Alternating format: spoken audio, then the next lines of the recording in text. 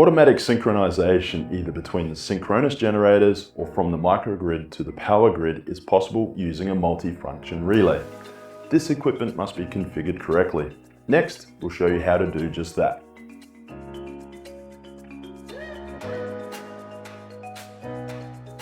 Open the microgrid course and go to the respective material page.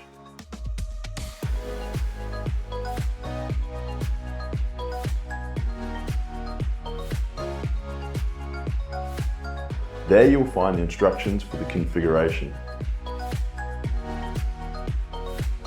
Open the toolkit software and select the corresponding application.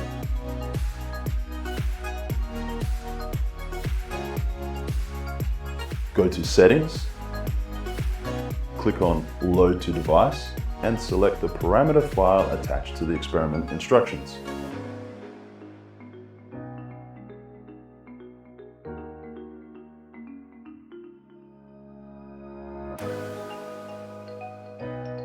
Make sure you choose the correct file according to your grid voltage and frequency.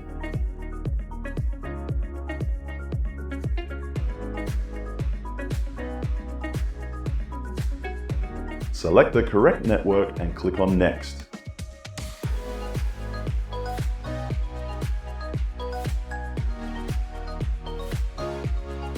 For the requested security login, enter the password 0003 and click on Next. Acknowledge the safety warning.